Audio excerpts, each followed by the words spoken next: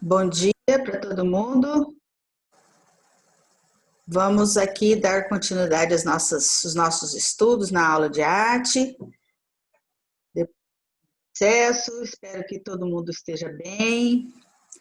E hoje nós vamos entrar num assunto novo, tá? Lá na nossa apostila.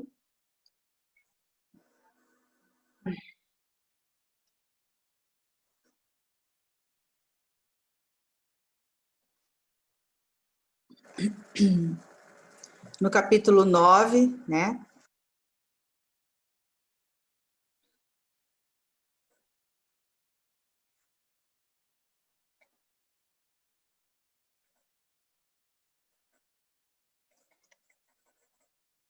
Que chama as possibilidades da simplicidade. A gente vai falar sobre um movimento artístico,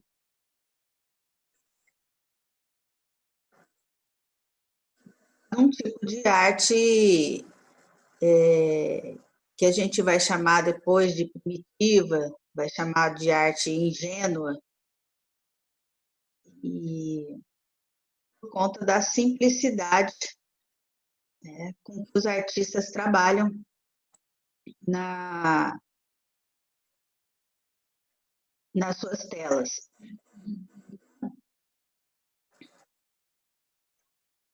Vamos lá.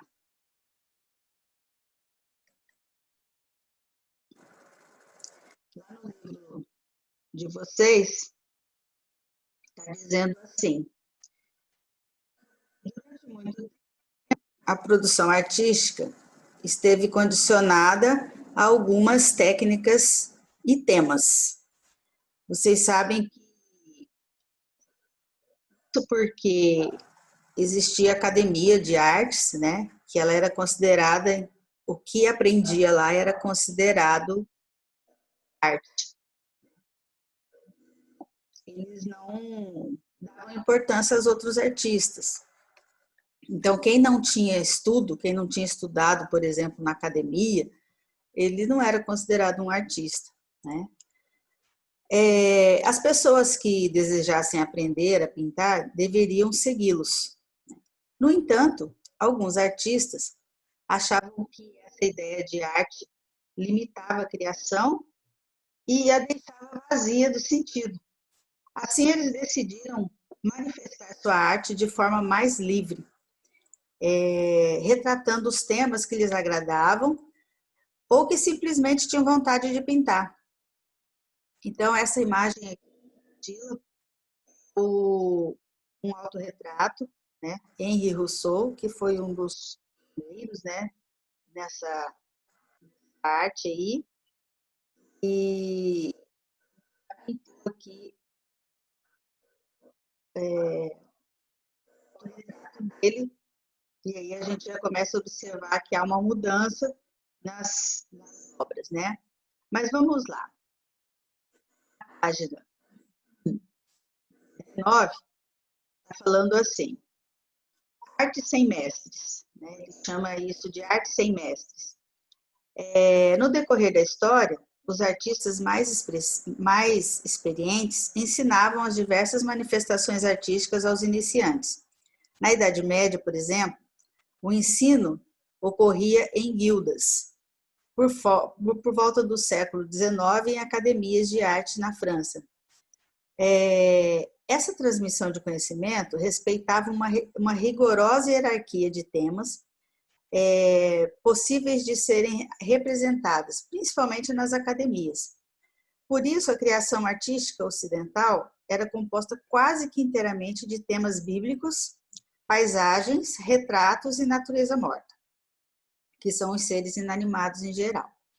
Além disso, havia o forte incentivo a utilizar os estilos aprovados, como o neoclassicismo, marcado pela pureza das linhas, e o romantismo, o uso expressivo de cores. No entanto, com a mudança social causada pela industrialização, diversos artistas passaram a questionar a autoridade do padrão artístico estabelecido. Por eles, faltava conteúdo às obras realizadas e todos os temas eram igualmente aceitáveis. Que pintavam do jeito que eles queriam, a liberdade que eles queriam, tudo isso tinha que ser aceitável também, né? Mas existia muita resistência.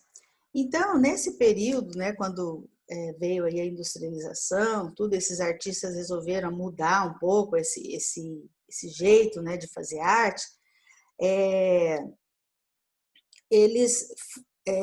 alguns artistas, né, eles passaram a explorar a estética considerada tribal, quer dizer, vindo sobretudo da África e da Oceania, pois eles acreditavam que era mais instintiva e sincera do que aquela praticada nas academias. Então, aí que surgiu o primeiro nome, por exemplo, primitivismo, né? Porque a arte que nós vamos estudar, né, que a gente está falando, ela é uma arte primitiva no ponto de vista que você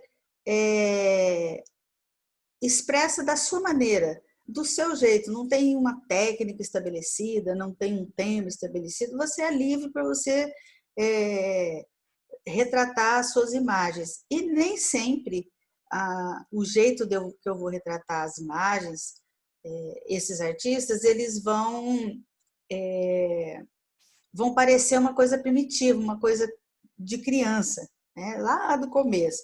Então, só que esse nome mudou, né? Então, o termo logo passou a referir também a composição das crianças e de artistas sem a educação formal, ou seja, que aprenderam sozinhos as diversas técnicas e depois foi substituído pela expressão naïf. Essa palavra naïf é uma palavra francesa que significa ingênuo. Então, essa arte primitiva que vai estar falando aqui, ela trocou de nome depois, chamado arte naïf. E é essa arte naïf que nós vamos estudar um pouco. Então, aqui na apostila, nós temos essa imagem aqui desse Henri Rousseau, que foi um dos precursores desse movimento, né? E temos aqui uma outra obra de arte também, está retratada por um outro artista. Então, vocês vão observar que é uma arte tem muito cuidado com algumas técnicas de luz e sombra, técnicas de profundidade, né, de perspectiva. É muito simples a maneira como o artista retrata essa obra, que chama Rincão Nordestino. Vocês têm aqui as árvores, né? Tem um lago aqui, ao mesmo tempo tem uma estrada que liga numa igreja, tem uns pássaros, olha o tamanho. Há uma preocupação por parte desses artistas em produção, né? Vamos aí o tamanho dos elementos que vai ter na obra. Uma coisa importante desse movimento, né, que esses artistas, por conta dessa liberdade que eles tinham para retratar seus ambientes, as suas vontades, né, nas suas telas, eles eram generosos na questão do uso da cor. Então, eles tinham esse cuidado de fazer uma obra bem colorida. E nós vamos... eu separei alguns artistas que mostra como é que esses artistas retratavam as suas obras e quais eram os temas que eles utilizavam. Então, nós vamos agora uma olhada para vocês. Liga aí 10, a possibilidade da simplicidade, art knife. Quais eram os temas que esses artistas abordavam nas suas obras? Eles pintavam cenas das festas populares, feiras, brincadeira de criança, cenas do cotidiano, tanto de trabalho como de lazer, o meio ambiente, a fé e as paisagens, né, rural e urbana. Esses eram praticamente os temas que eles se utilizavam. Quais eram as características dessas obras? De muita cor, sem perspectiva, ou seja, sem profundidade. A composição é plana, ou seja, ela é bidimensional. Eles não têm preocupação em criar volume, né, luz e sombra, nada disso. É uma cor, é um desenho chapado, vamos chamar assim, é um desenho plano, né? Então você vai ter aí largura e altura só nos elementos que compõem a sua tela. E o detalhamento das figuras e cenários. Eles tinham esse cuidado de fazer alguns detalhes, né, de fazer tudo muito bem explicadinho, do jeito deles. Alguns artistas que eu separei para vocês identificarem os temas. Por exemplo, esse Henri Rousseau, que foi o que começou, que a gente pode falar que começou com essa tendência, só as pinturas dele. Aqui ainda está assim, parecido, né, que está tudo na proporção, então tem os animais, aqui tem uma parte de vegetação, mas aqui ó, a gente já começa a ver uma aqui, ó, as flores, né? Então, você já começa a observar que não há uma preocupação com o tamanho, nem quem está na frente, quem está atrás, em primeiro fundo, primeiro plano, segundo plano, eles não têm essa preocupação. Embora eles procurem retratar, vocês vão observar nas outras obras que, olha aqui, a obra que tem lá na nossa apostila, né, que é o autorretrato dele. Aqui uma outra obra dele, né? Então, assim, por exemplo, no tamanho das árvores, o tamanho das pessoas, né? Então não há uma preocupação com isso. O que ele quer aqui é retratar o momento, retratar o assunto que ele quer pintar aqui. Desses artistas, tem muitos artistas famosos por isso, né? Então eu trouxe para vocês alguns artistas assim que a gente às vezes nem nunca ouviu falar, né? Pelo menos aqui na nossa região. A Emma Bianchini. Eu separei aqui quatro nesse slide, quatro tipos, né? Então olha só, essas crianças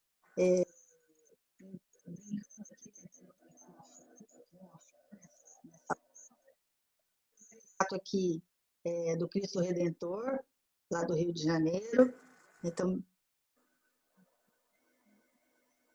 né? Então aqui, ó, a parte do Cristo Redentor, essa favela, aqui as pessoas aqui na rua. Vocês vão ver também que eles não têm preocupação em fazer o rosto, né? Retratar, detalhe de rosto, não. Eles fazem as simples.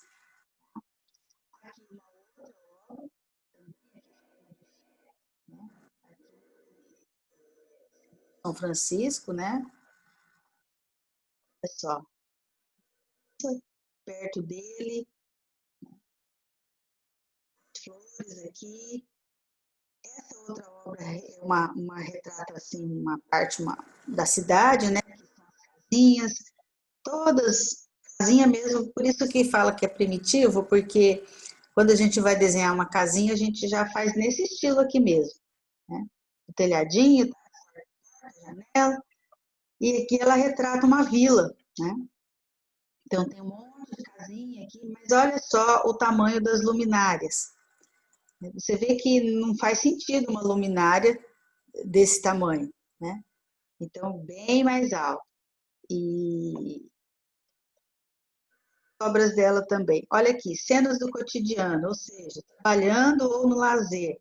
Aqui está retratando uma família sentada aqui na calçada, as crianças,